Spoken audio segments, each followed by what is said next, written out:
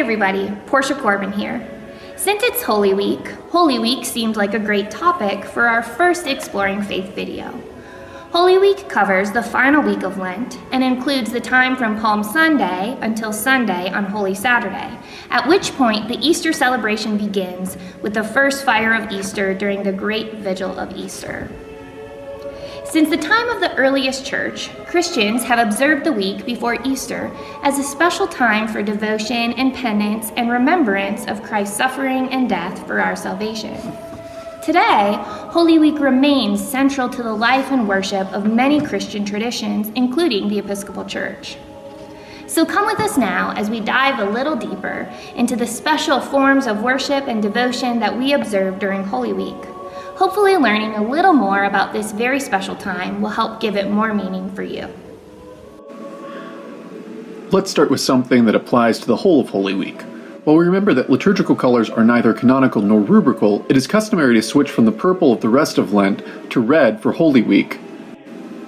The switch to red is in recognition of Christ as the King of Martyrs, since red is the traditional liturgical color for remembering martyrs. The observance of Holy Week begins a week before Easter with the Sunday of the Passion, Palm Sunday.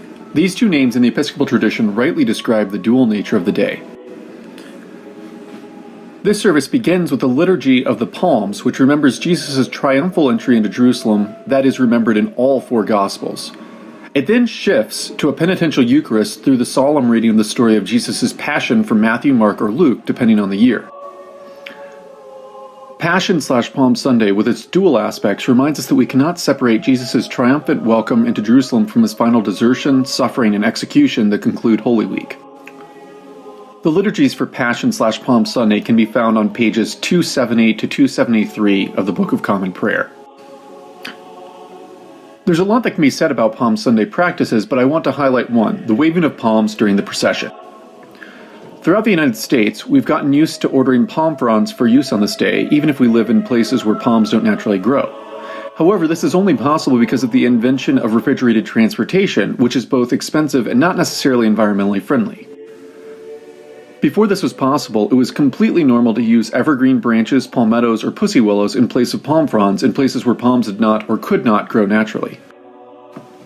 We turn next to the Monday, Tuesday, and Wednesday of Holy Week. The Book of Common Prayer does not specify distinct liturgies for these days, but that does not mean that they are unimportant. The Book of Common Prayer does provide for special lectionary readings for these days. The Gospel readings for these 3 days bring to mind events that occurred between Jesus' entry into Jerusalem and the Last Supper. These include Jesus being anointed at Bethany, Jesus driving the money changers out of the temple, Jesus cursing the fig tree, and Jesus predicting his death. While the Book of Common Prayer does not use this language, Wednesday of Holy Week is often referred to as Spy Wednesday, which is a reference to Judas Iscariot secretly offering to betray Jesus for 30 pieces of silver. In the Episcopal tradition, the Book of Occasional Services does give the option of celebrating a Tenebrae service on Wednesday of Holy Week. Tenebrae means darkness in Latin.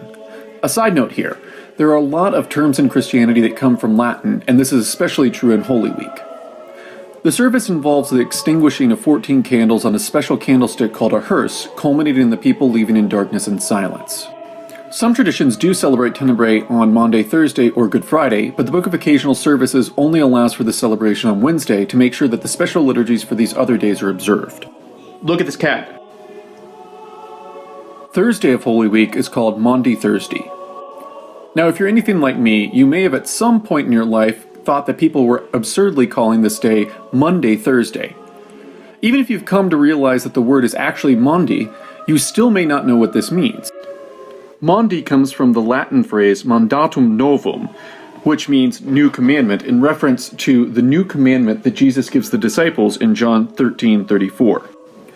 I give you a new commandment, that you love one another. Just as I have loved you, you also should love one another. John 13:34. It may help you to remember that mandatus can be heard in the English word mandate or even in commandment. The special Maundy Thursday liturgy, which can be found on pages 274 to 275 of the Book of Common Prayer, also allows for a foot washing ceremony following the Gospel and homily. Foot washing recalls John's Gospel, where the Gospel author has Jesus washing his disciples' feet in place of the institution of the Eucharist. This foot-washing ceremony is also referred to as the Maundy. The Maundy Thursday service concludes with the stripping of the altars and the people leaving in silence. The stripping of the altar is about more than just removing whatever is on the altar. It means removing all the decorative furniture from the sanctuary as a means of solemnly remembering Christ's coming death. The Book of Occasional Services also provides the possibility of an agape meal or love feast. Rather than the bread and wine alone of the Eucharist, the agape meal involves eating a simple but full meal after the Eucharist and before the stripping of the altar. This meal revives the tradition of the early church where the Eucharist was part of a larger communal meal. In the contemporary church, it was the Moravians and then the Methodists after them who revived the tradition of a special agape meal. Good Friday is the day of Holy Week in which we commemorate Jesus' execution by the Roman authorities through crucifixion. This service consists of the Liturgy of the Word, the Veneration of the Cross, and an optional Eucharist from the Reserved Sacrament. If there is to be a Eucharist on Good Friday, then the Reserved Sacrament is consecrated at the Maundy Thursday liturgy. However, not all communities celebrate the Eucharist on Good Friday. And those who choose not to have Eucharist often do so as a way of driving home the point that on this day Christ died. The service is appropriately somber, as is reflected in the older Anglican tradition of wearing either the black vestments of funerals or simply black cassocks. The liturgy for Good Friday is found on pages 276 to 282 of the Book of Common Prayer. Holy Saturday is that time between the remembrance of Christ's crucifixion and the beginning of the Easter Vigil at sundown on Saturday. On this day, we remember when Christ was dead and in the tomb. There is to be no Eucharist on this day in remembrance that Christ is dead, and the Book of Common Prayer provides only a short, sparse service consisting of little more than scripture readings and a homily. This short liturgy for Holy Saturday can be found on page 283 of the Book of Common Prayer. In the Anglican tradition, Maundy Thursday, Good Friday, and Holy Saturday are referred to as the Easter Triduum. Triduum is a word from Latin that means three, days, duum. The Triduum is an incredibly somber time as the Church remembers Christ's suffering and death. This somber atmosphere stands in stark contrast to Easter, the celebration of the resurrection, which is the high point of the Christian year. You may be wondering why, since we believe that Christ has been raised again, we need this atmosphere of sadness. The answer is that we only take seriously the joy of the resurrection when we face the true sorrow and pain of death that Christ experienced. Christ really died, and if death was not a tragic evil that needed to be overcome, then the resurrection does not have the significance that Christians understand it to have. In other words, we can only celebrate Christ trampling down death by death, as our Orthodox brothers and sisters proclaim at Easter, if we truly take seriously the tragic reality of death. Thanks for traveling through Holy Week with us in this video. We hope you learned some things about this very special time in the Christian year that will help make Holy Week more meaningful for you. We'd love for you to let us know what you thought about this video.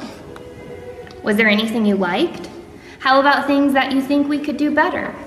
Did we answer questions you'd always wondered about, or maybe even some that you didn't even know you had? Send us your responses and your questions, and let us know if you want any of your questions to be used for a Questioning Faith video. Thanks again for taking the time to explore our faith together, and don't forget to like us on Facebook and follow us on Instagram and Twitter.